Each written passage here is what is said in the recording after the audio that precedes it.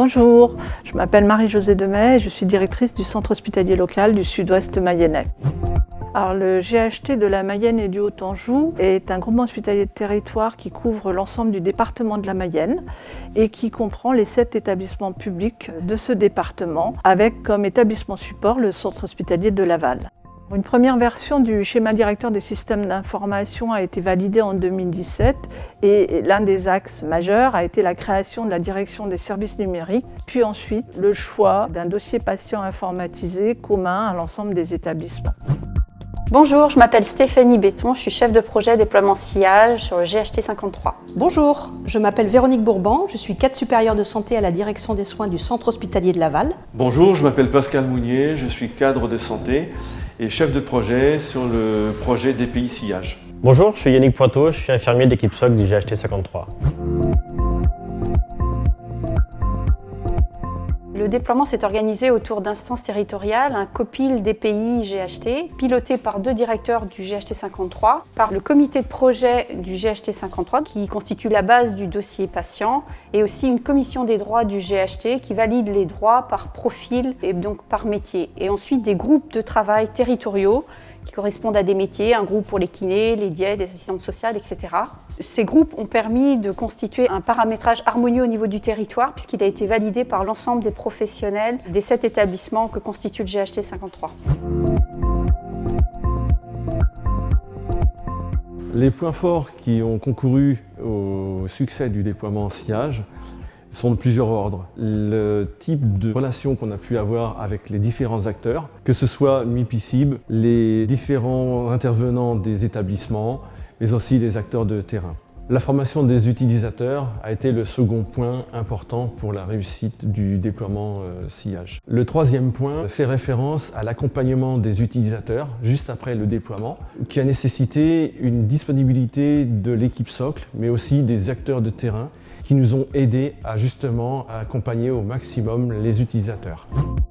Les facteurs clés ont été le portage collectif et pluridisciplinaire du projet. La formation a été appréciée et ensuite le phasage du déploiement du DPI Sillage avec le calendrier d'accompagnement sur des temps jour-nuit pour les équipes, parce que les équipes de nuit sont souvent délaissées, ont été très appréciés dans les 10 jours qui ont suivi.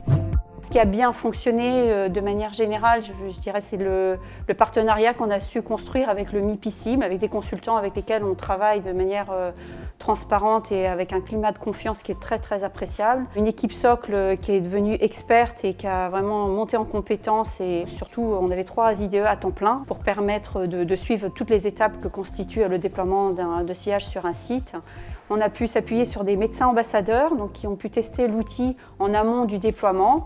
Et aussi, on a mis en place un espace dédié qu'on appelait QG, en fait, où on était en proximité des professionnels pour permettre un accompagnement vraiment de proximité avec l'ensemble des acteurs.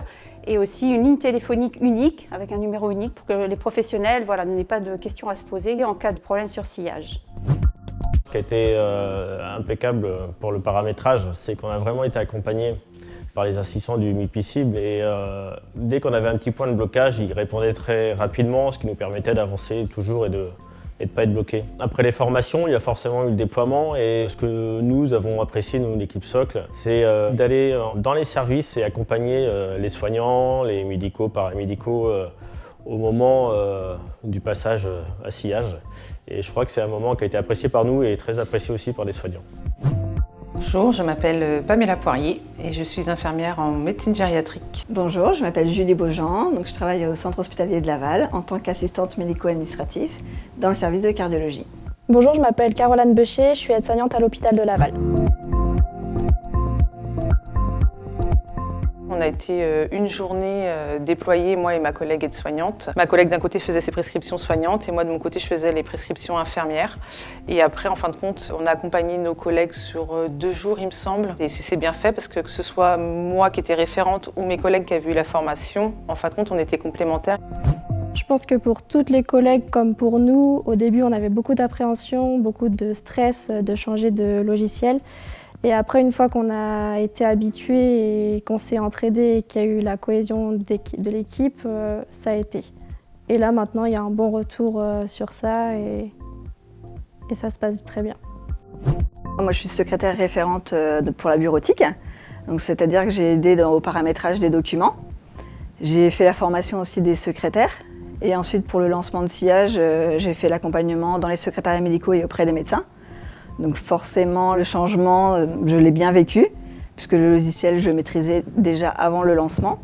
Et ensuite, par rapport à mes collègues, j'ai plutôt été d'une grande aide le jour J.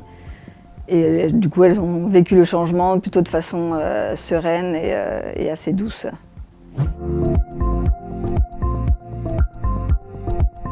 Tout changement, bien sûr, fait peur, mais vu que c'est un changement pour un bien, pour faire évoluer nos pratiques et faire évoluer nos métiers, on y gagne.